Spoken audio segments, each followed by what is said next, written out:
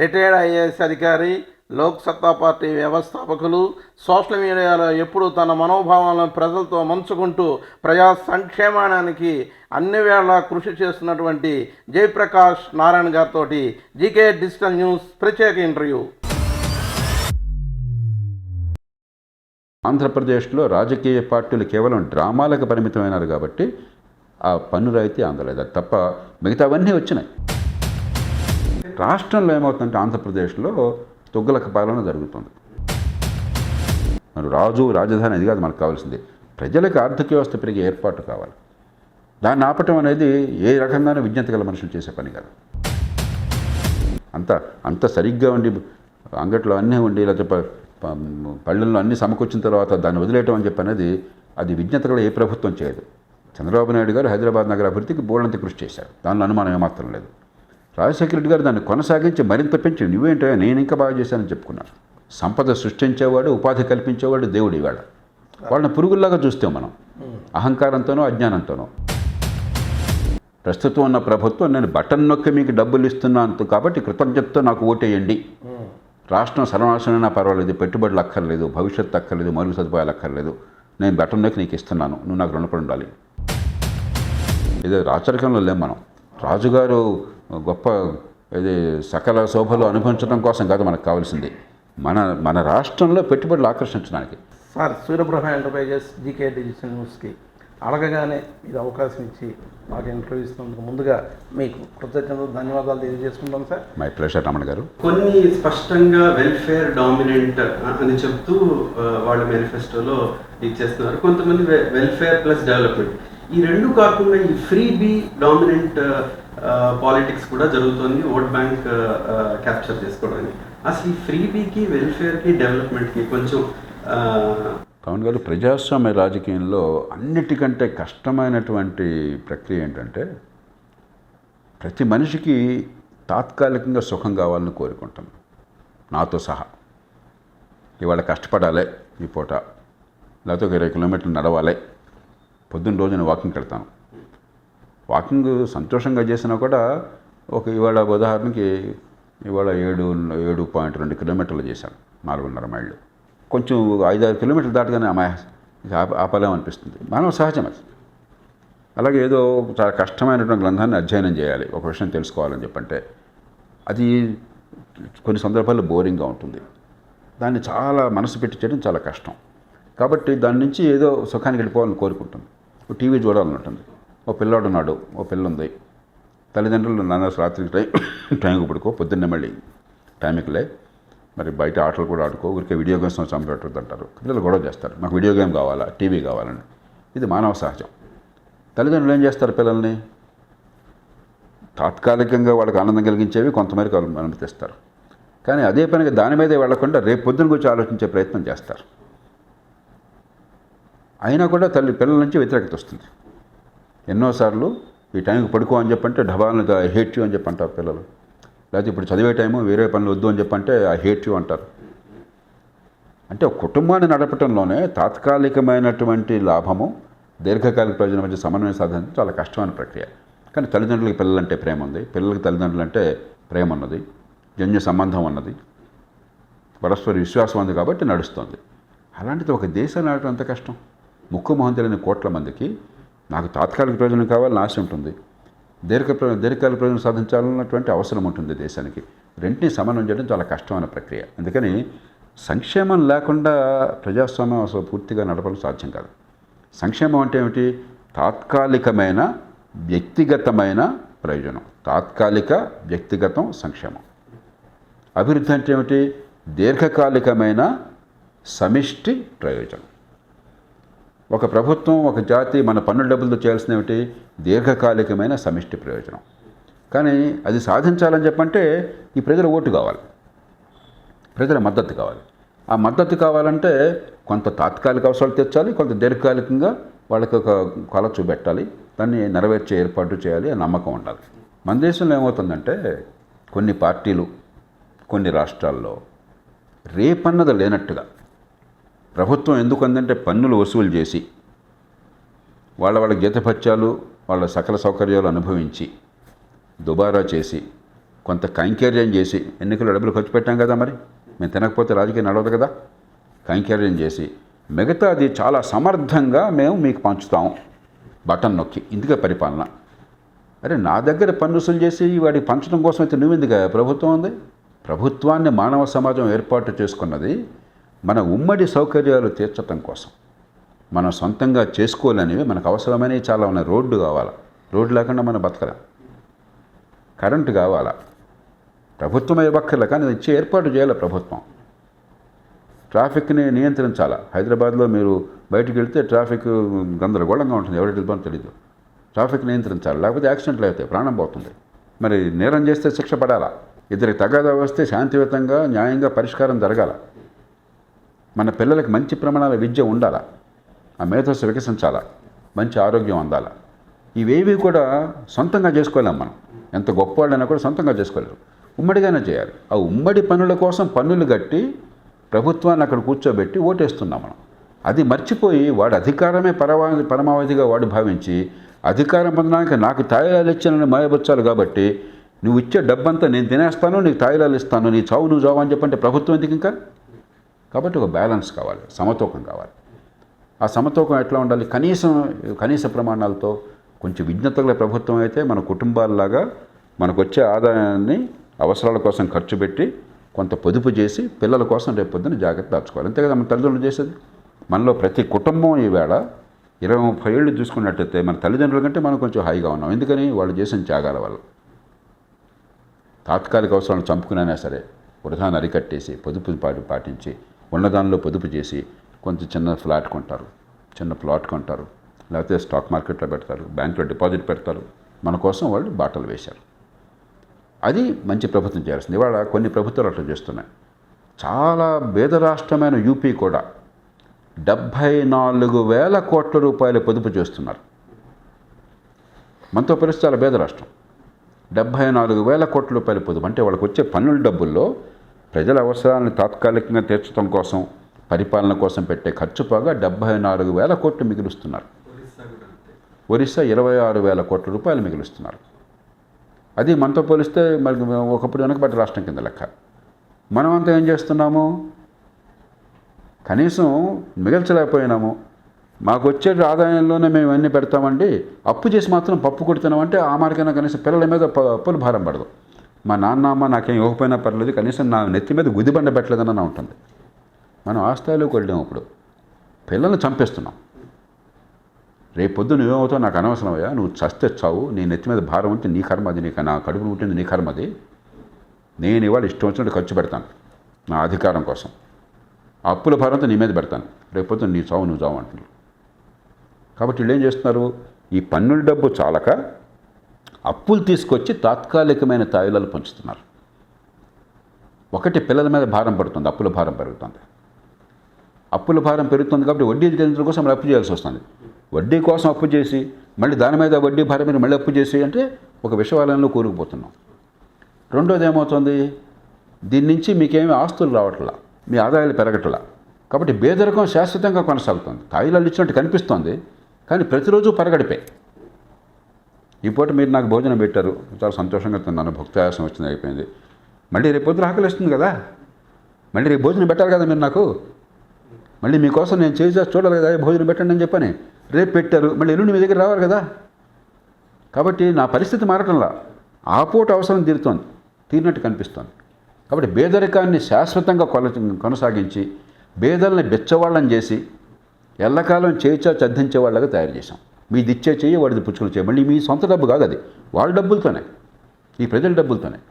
కాబట్టి ఒక మాయాజాలను సృష్టించాం, ప్రజల్ని మోసం చేశాం.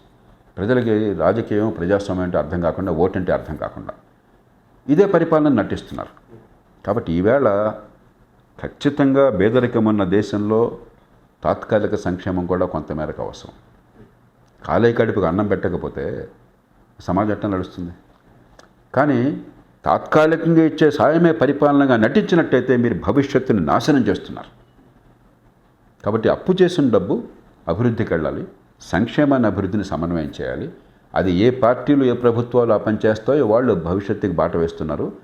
ఏ పార్టీలు అయితే భవిష్యత్తుని నాశనం చేస్తున్నారో, అప్పుల పాలు చేసి తాత్కాలిక అవసరాల మీద దృష్టి పెట్టి వాళ్ళు ఆ రాష్ట్రాన్ని అధోగతి పట్టిస్తున్నారు. మీరు చెప్పిన ఉదాహరణ తీసుకుంటే ఇప్పుడు ఒక పిల్లాడు వచ్చి నాకు కావాలి అంటే ఒక ఐస్ క్రీమ్ ఇచ్చి మళ్ళీ ఇంకొక 5 రోజులు చదువుకో బాబు అని చెప్పి ఇస్తారు. కానీ ఇవాళ మేనిఫెస్టోలో ఎలా చేస్తున్నారంటే మీకు 5 రోజులు అంటే ఇక్కడ మనకి 5 ఏళ్ళు మీకు ఐస్ క్రీమ్ ఇస్తాము అని చెప్పి మేనిఫెస్టోలో పెడుతున్నారు. దాన్ని బట్టి ఓట్లు వస్తున్నాయి కదా.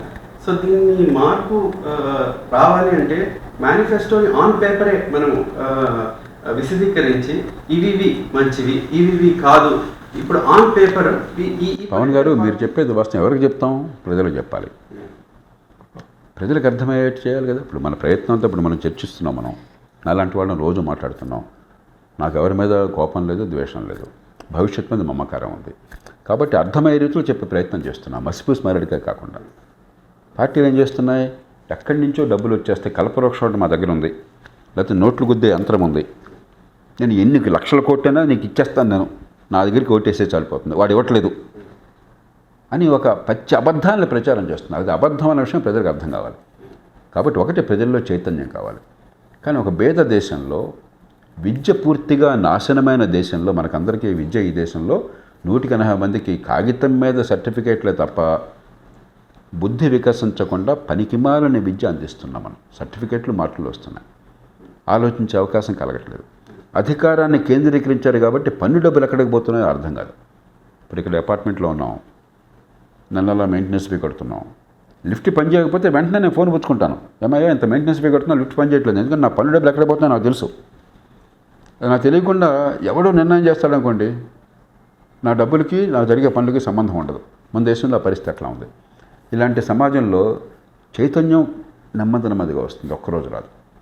ఈలోగా మనం చేయాల్సింది ఏంటంటే కొన్ని నిబంధనలు రాజ్యాంగంలో అంబేద్కర్ రాజ్యాంగ సభ సభ్యులంతా కూడా చాలా ముందు చూపుతూ ఆలోచించి 293 అధికరణం పెట్టారు.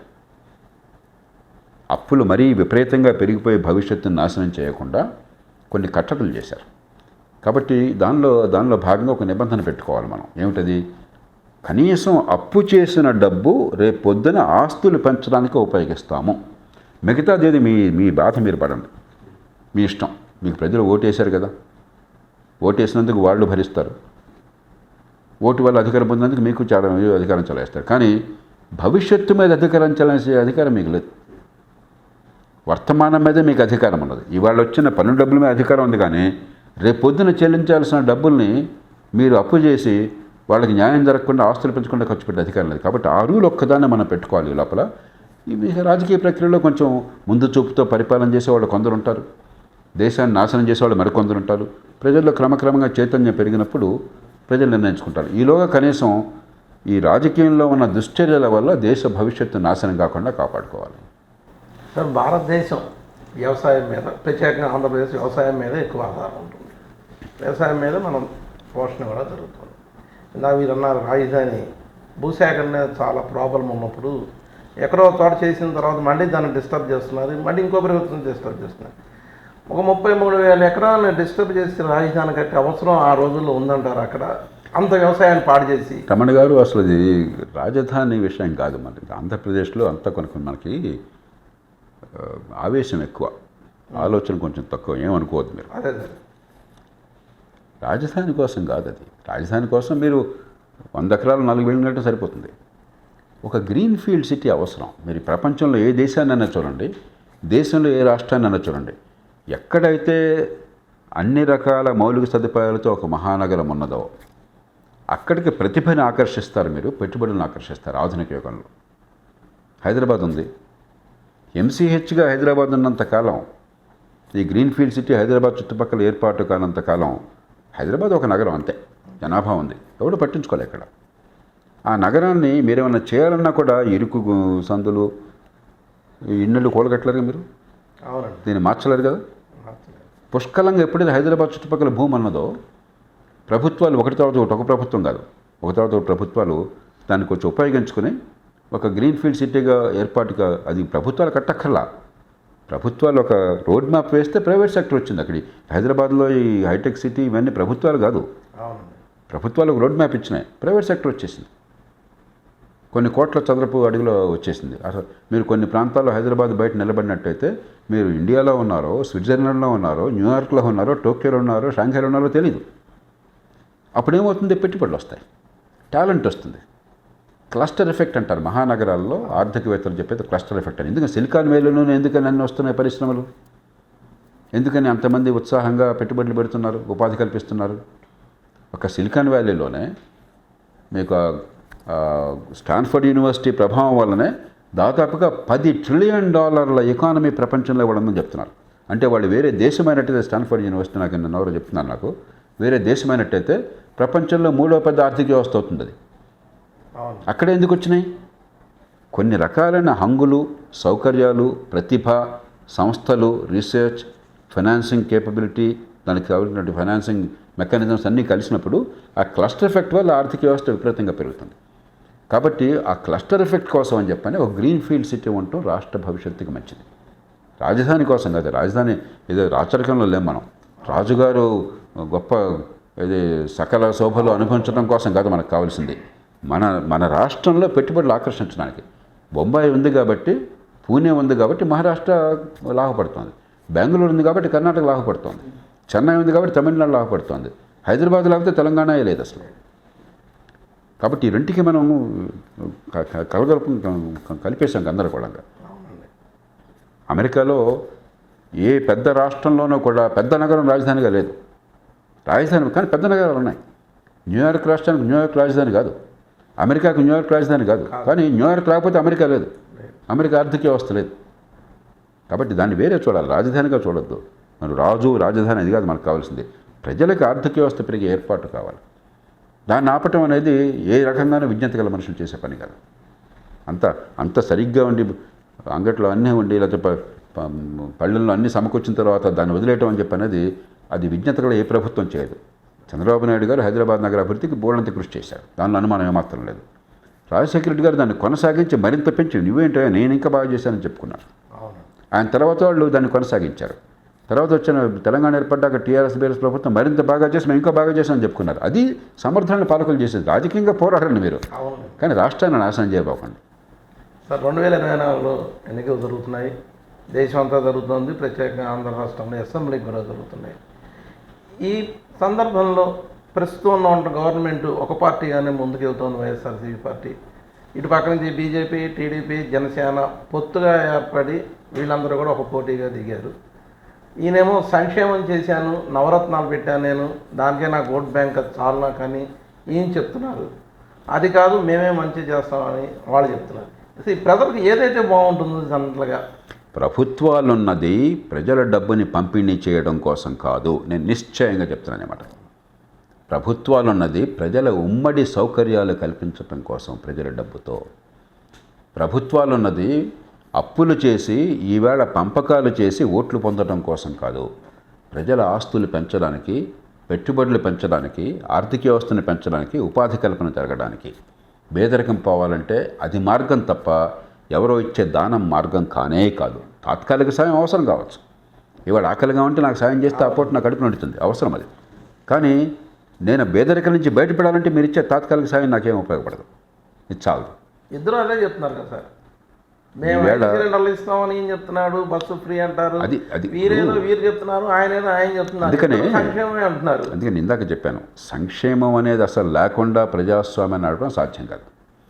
ఆ సమతూకం ఉందా లేదా మీ చర్యల్లో కానీ, మీ చర్చల్లో కానీ, మీ గతానుభవంలో కానీ, మీ చరిత్రలో కానీ. ఒక పక్కన సమతూకం గ్యారంటీగా లేదు.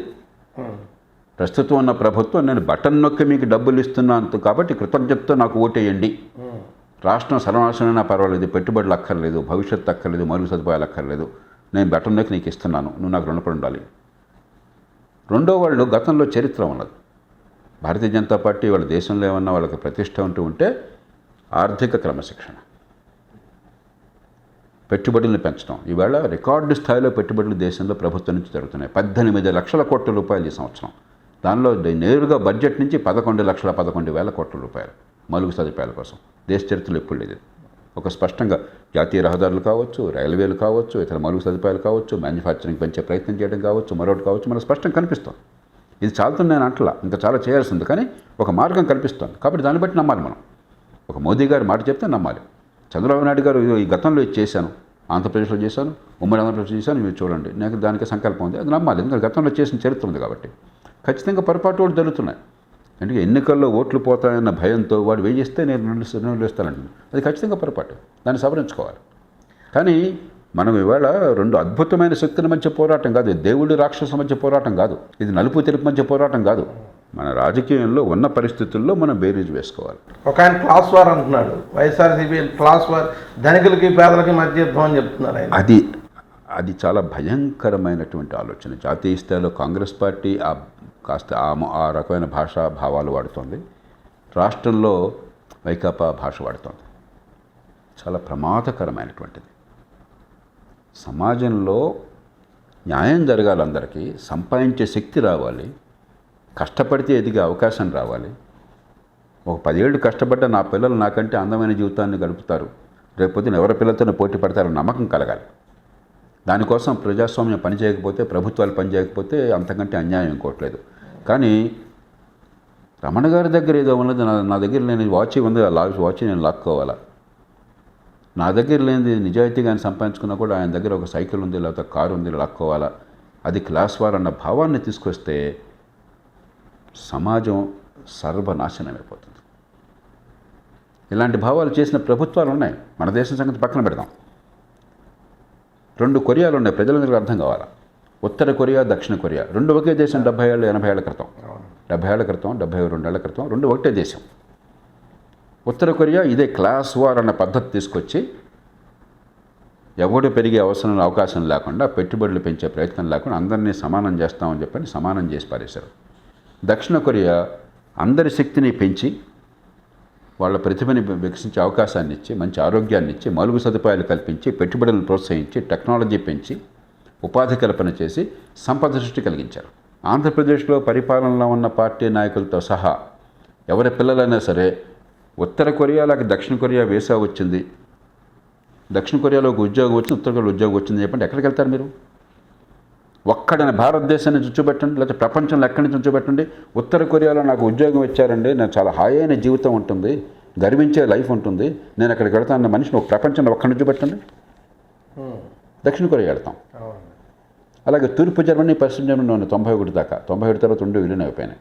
ఒకప్పుడు ఒకటే దేశం, 2వ ప్రపంచ యుద్ధంలో హిట్లర్ నాయకత్వం ఇచ్చిన దేశం. దురదృష్టం కొద్దీ ఆ దుర్మార్గుడు నాయకుడిగా దొరికాడు. యుద్ధంలో సర్వనాశనం అయిపోయినారు. పశ్చిమ జర్మనీ ఈ దీర్ఘకాలిక దృక్పథం, మౌలిక సదుపాయాలు, పెట్టుబడుల ప్రోత్సాహం, ఉపాధి కల్పన, సంపద సృష్టి, దాని మీద దృష్టి పెట్టారు. తూర్పు జర్మనీ అందరూ సమానం కావాలి, క్లాస్ వారు, ఎవడు పెరగడానికి వెళ్ళలేదు అని ఆపేశారు. మధ్యలో గోడ కట్టారు, బెర్లిన్ వాల్ అని చెప్పని. కొన్ని వేల మంది తూర్పు జర్మనీ నుంచి పశ్చిమ జర్మనీకి పోవడం కోసం ప్రాణాలు కోల్పోయారు. పశ్చిమ జర్మనీ నుంచి తూర్పు జర్మనీ పోవాలని ఒక్క మనిషి కూడా తుపాకీతో గురిగా, ఒక్కడి ప్రాణం కోల్పోలా. ఒక్క మనిషి కూడా తూర్పు జర్మనీలో వీసా వస్తే నా జీవితం బాగుందని కూడా అనుకోవాలి. పశ్చిమ జర్మనీ వీసా వస్తే నా జీవితం బాగుంది అంటున్న వాళ్ళు లక్షల మంది ఉన్నారు. వెనిజువేలా ఉంది, లేకపోతే జింబాబ్వే ఉంది, మరో దేశం ఉంది. మనం చర్చలు అక్కర్లా. గత 100 ఏళ్ల చరిత్ర, గత 150 ఏళ్ల చరిత్ర ప్రపంచంలో సజీవంగా మన కళ్ళ ముందు కనిపిస్తుంది. పెద్ద ల్యాబొరేటరీలా కనిపిస్తుంది. అది చూసి కూడా పాఠాలు నేర్చుకోకుండా మూర్ఖంగా ఆలోచిస్తే క్లాస్ వార్ అని చెప్పను, లేకపోతే ఈ దేశంలో ఎవడు పెరగకుండా చూస్తానని చెప్పను, నీ డబ్బంతా పన్నుల రూపంలో లాగేసుకుంటాను. ఒకప్పుడు 97.75% పన్నులు ఉండేవి. 1971లో భారతదేశంలో ఆదాయ పన్ను 2 లక్షల రూపాయలు దాటితే మీకు ఆదాయాన్ని 97.75% అంటే 2 లక్షల రూపాయల పైన వచ్చిన ప్రతి ₹1,00,000 ఆదాయానికి 2,250 రూపాయలు మీ దగ్గర మిగిలేది. 97,750 రూపాయలు ప్రభుత్వం తీసుకునేది.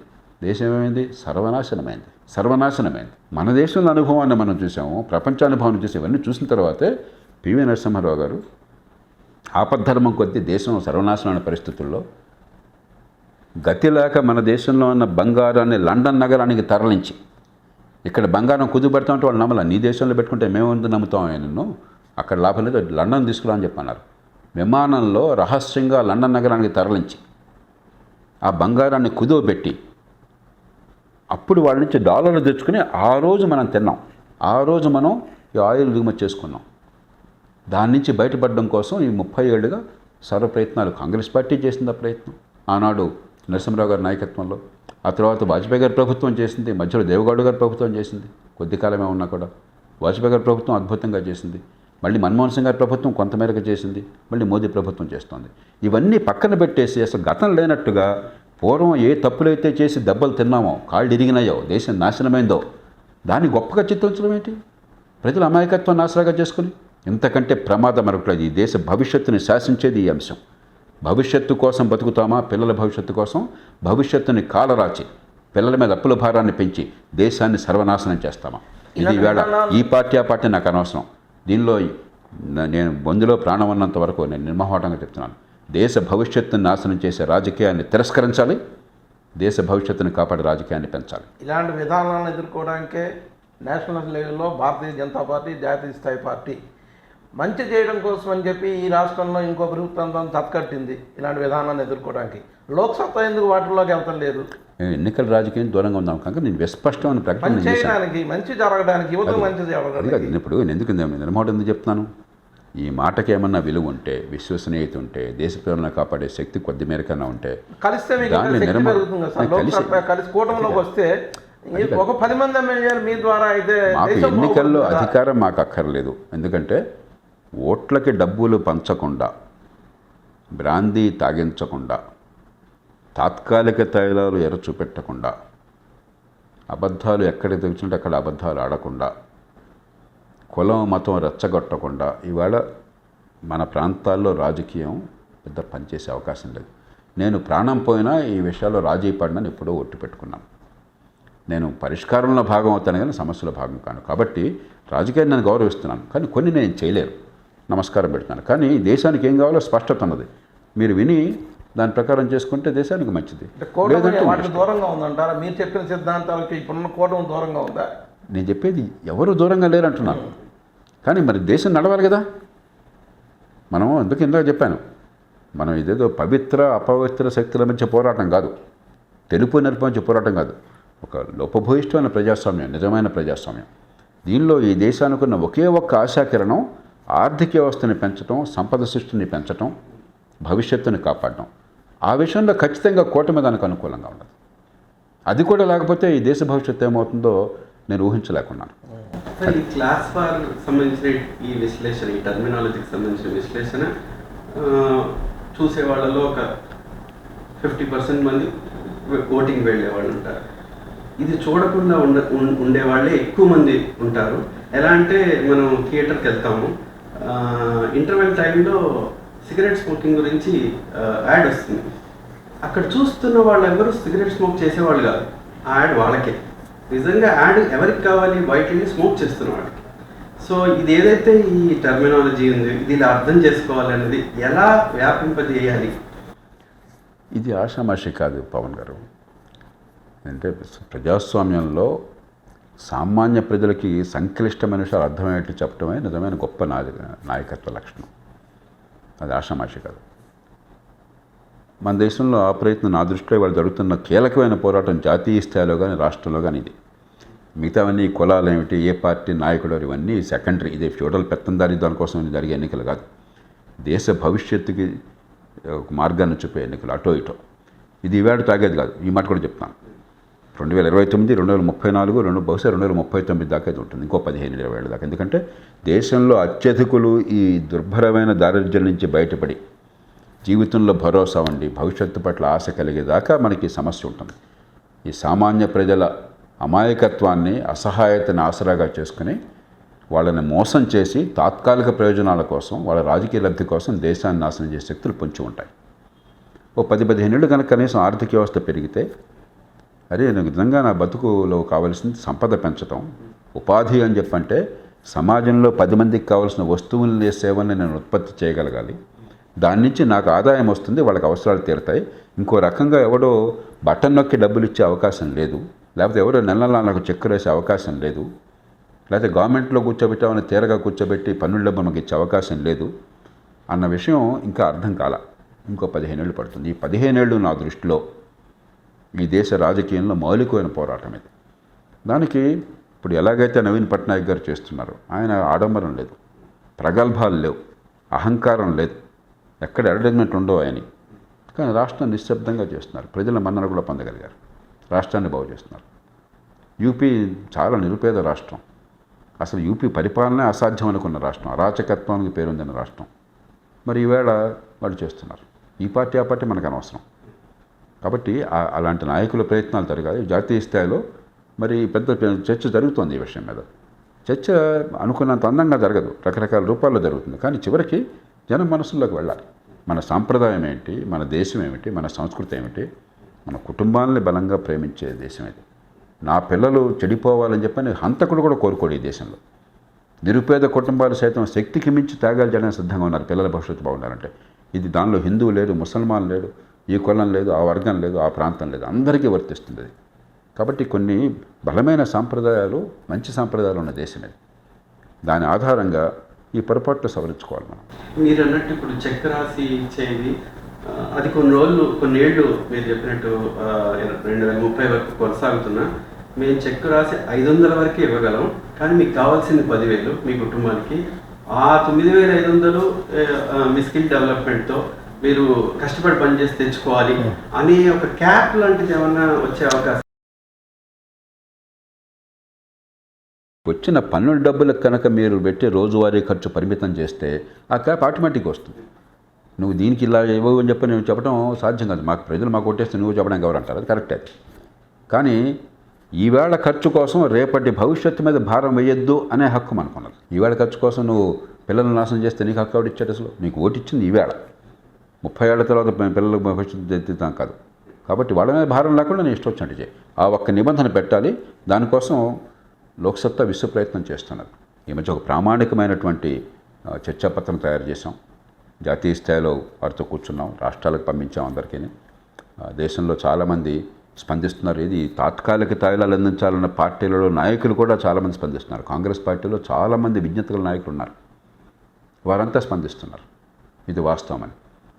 మరి గతంలో ప్రణాళికా సంఘ ఉపాధ్యక్షులుగా చేశారు మాంటెక్ సింగ్ ఆలువలియ, కాంగ్రెస్ పార్టీలో కాంగ్రెస్ పార్టీ ప్రభుత్వంలో చేశారు. ఆయన విస్పష్టంగా చెప్తున్నారు, ఆర్థిక క్రమశిక్షణ లేకపోతే, దేశ భవిష్యత్తును కాపాడకపోతే, వచ్చే తరం కోసం అని చెప్పని మనం వనరులు సేకరించకపోతే దేశం నాశనం అవుతుందని చెప్పని. కాబట్టి పార్టీలకు అతీతంగా గతంలో ఏ పార్టీ తన పద్ధతి ఉండగా దేశాన్ని ప్రేమించే వాళ్ళు ఉన్నారు ఈ దేశంలో. కాబట్టి మన పార్టీలు కాదు మన గొడవ, దేశానికి ఏమవుతుంది. మీరు ఇండిపెండెంట్ పొలిటికల్ రిఫార్మర్గా ఉన్నంత కాలం ఏ పార్టీ అధికారం వచ్చినా వాళ్ళు మీ దగ్గర విషెస్ తీసుకుని లేకపోతే అడ్వైస్ తీసుకుని ముందుకెళ్ళాలనుకుంటుంది.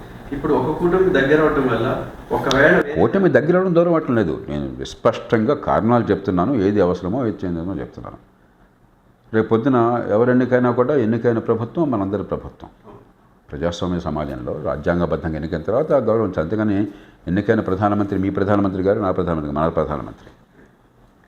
అట్లాగే ఈవేళ మీరు చెప్పింది బాగుంది, వారు చెప్పింది బాగోలేదు కాబట్టి మీకు మద్దతు ఇచ్చాను అంటే రేపు పొద్దున మీరు చేసే దుశ్చర్యలకు మద్దతు ఇస్తానని కాదు. అందుకని ఆంధ్రప్రదేశ్లో ఉదాహరణకు నేను చాలా స్పష్టంగా చెప్తున్నాను, అధికార వికేంద్రీకరణ కోసం ప్రయత్నం చేయండి.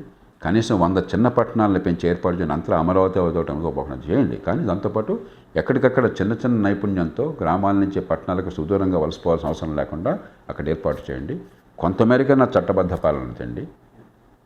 మరి మంచి ప్రమాణాల విద్య, ఖర్చు పైసా పెట్టక్కర్లా, బుద్ధి వికసించే విద్య కావాలి, దానికోసం ఏర్పాట్లు చేయండి.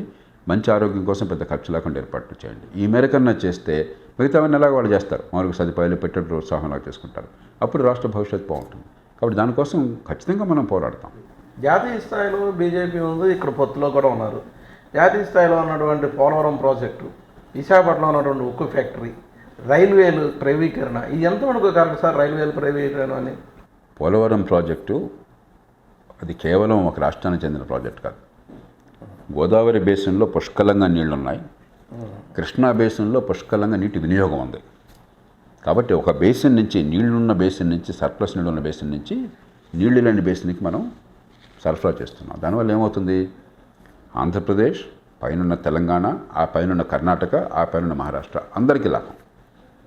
ఆంధ్రప్రదేశ్కే ఒక 50 టీఎంసీ నీళ్ళు వచ్చినట్లు లెక్క డీమ్ డైవర్షన్తో. అప్పుడేమవుతాయి? కృష్ణా జలాలు మనం 50 కాబట్టి 100, 150 వాడుకోవచ్చు, ఎవరు కాదంట. కనీసం 50 టీఎంసీ మనకు, 80 టీఎంసీ అయినా 40, 50 మనకు వస్తాయి. ఆ కృష్ణా జలాల పైన ఇప్పటికే ఎక్కువ వినియోగం ఉంది కాబట్టి ఆ నీళ్లు ఎప్పుడైతే ఈ సప్లిమెంటేషన్ వచ్చిందో ఆ కృష్ణా జలాన్ని వేరే ఉపయోగించుకోవచ్చు.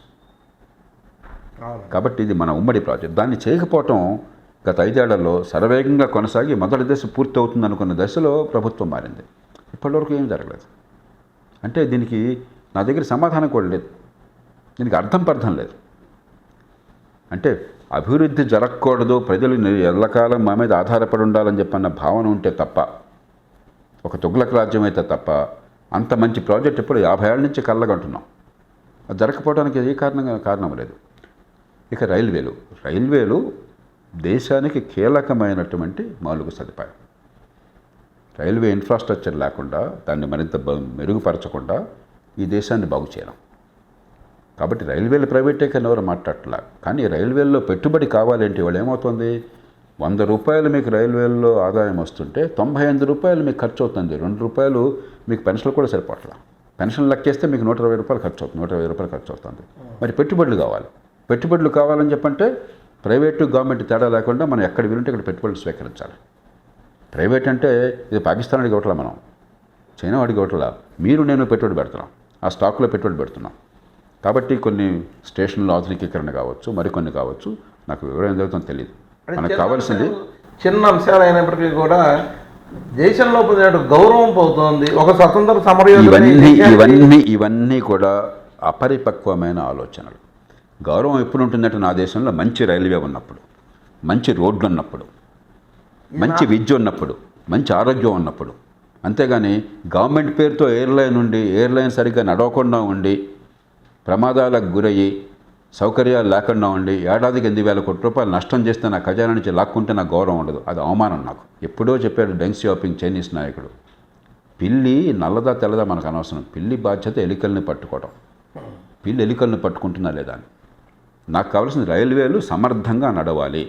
నేను ఇవాళ రేపు పొద్దున కల్లా ఢిల్లీ వెళ్ళాలంటే నాకు టకామని రైల్లో కూర్చునే అవకాశం ఉండాలి, సౌకర్యంగా, సుఖంగా, ఇబ్బంది లేకుండా, ప్రమాదం లేకుండా, వేగంగా. స్టీలు నాకు కావాలంటే స్టీలు మంచి ధరకి, మంచి నాణ్యతతో నాకు అందుబాటులోకి రావాలి. అంతేగాని ప్రభుత్వ రంగము, ప్రైవేట్ రంగము, ఎవడి పేరు పెట్టావు, బోర్డు ఎవరిది, ఇది కాదు కావాల్సింది. గౌరవం నిలబడేది అలాగా. అమెరికాలో ఇవన్నీ గవర్నమెంట్ దగ్గర లేవే, బ్రిటన్లో గవర్నమెంట్ దగ్గర లేవే, ఫ్రాన్స్లో గవర్నమెంట్ దగ్గర లేవే. గౌరవం ఎక్కడుందా? అక్కడుందా, ఇక్కడుందా? మన పిల్లలంతా అమెరికా వేసి అడుగుతున్నారా, లేకపోతే ప్రాణం పోయిన ఎక్కడ ఉంటామని అందరూ కూర్చుంటున్నారా? ఇంత సంపాదన ఉన్నప్పుడు ఎందుకు సార్ ఇంకా పేదరికం భారతదేశంలో ఉంది? దేశం గొప్పదంటారా, ప్రజలు గొప్పవాళ్ళు? ఇక్కడ ఇప్పుడు ఆధునిక యుగంలో పేదరికం పోవాలి అని చెప్పంటే సంపద సృష్టి చేయగలగాలి. అది చేయగలగాలంటే పూర్వకాలం 10,000 సంవత్సరాల పాటు మీకు సంపాదన అంటే భూమి నుంచే వచ్చేది. వర్షం కురిస్తే పంట పండేది, చీడపీడలు లేకుండా ఉంటాయి. వర్షం సరిగ్గా లేకపోయినా, లేకపోతే చీడొచ్చినా పంట పోయేది, పస్తులు ఉండేవాళ్ళు. 10,000 ఏళ్ళు అలా నడిచింది.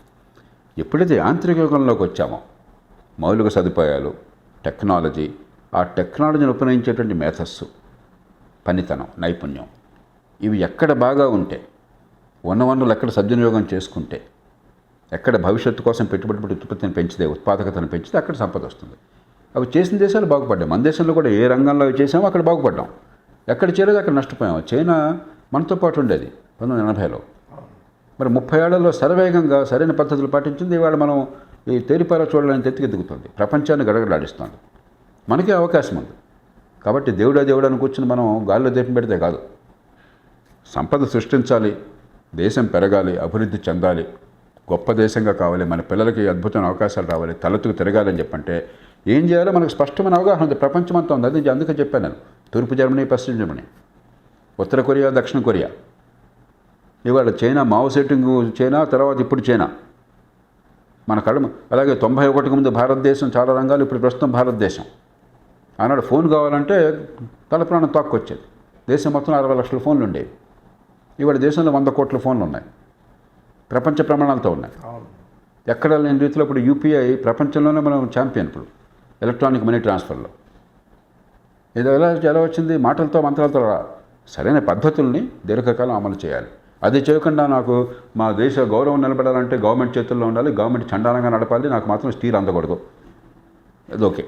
ప్రతి ఏడాది కొన్ని వేల కోట్లు నష్టపోవాలి, దాని ఖజానా నుంచి నేను డబ్బులు ఇవ్వాలా, అది ఓకే. అది ఎట్లా? దానిలో గౌరవం ఎక్కడుంది? మూర్ఖత్వం ఉంది, అజ్ఞానం ఉంది. సార్ చివరగా ఇప్పుడు ఎలక్షన్స్ టైం చాలామంది అంటే పేర్లు తీసుకోకపోయినా చాలామంది యువ నాయకులు వాళ్ళ ప్రభావం, సోషల్ మీడియా పాపులారిటీ అన్నీ వస్తున్నాయి. జనరల్గా నమ్మకం, అభిమానం ఇవన్నీ సంపాదించి వాటిని ఓటు కింద మారే అవకాశం ఉందా, లేదంటే కాలక్రమేణా అది ఇప్పుడు ఇప్పుడు ప్రస్తుతం అసలు లేదని నేను అన్న కానీ అవసరమైన మేరకు లేదు, మనందరికీ తెలుసు. తెలుగు రాష్ట్రాలను తీసుకోండి, మీరు ఎన్నికల్లో పోటీ చేయాలని వరకు నా ఆశ ఉంటే మొట్టమొదటిగా ప్రశ్న ఏంటి, ఎన్ని కోట్లు ఖర్చు పెడతావు? అసెంబ్లీ అయితే 25 కోట్లు ఖర్చు పెడతావా?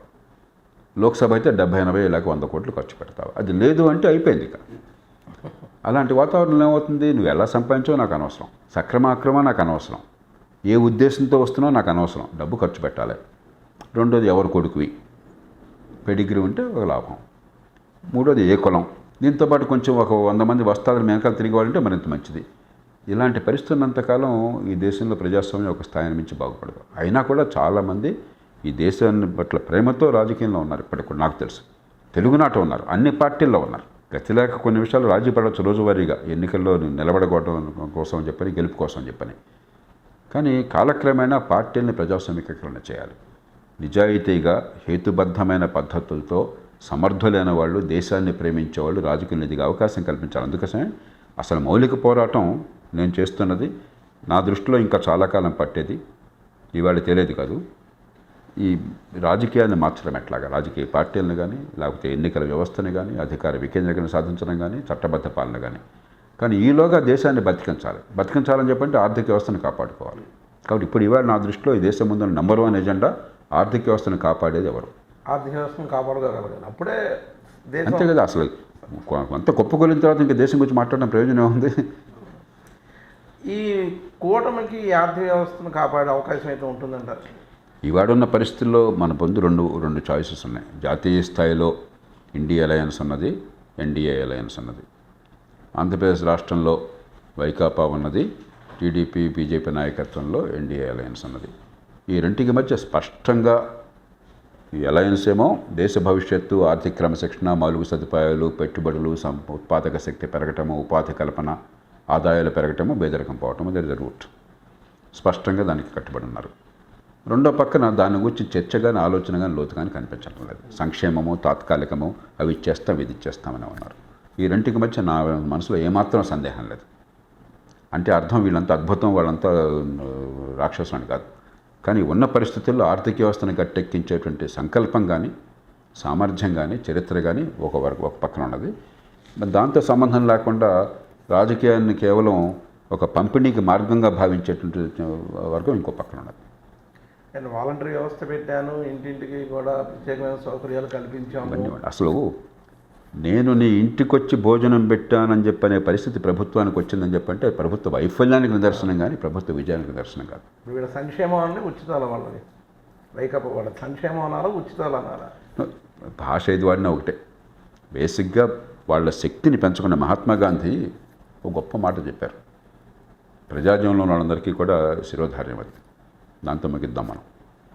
నీకు ఎప్పుడన్నా ప్రజాజీవనంలో ఒక పని చేయాలా వద్దా అన్న సందేహం కలిగితే మారుమూల పూరిగుడిసెలో ఉన్న సామాన్యుడిని గురించి ఆలోచించు అని ఆయన అతనికి సాయం చెయ్యి అని మాత్రమే అనలా.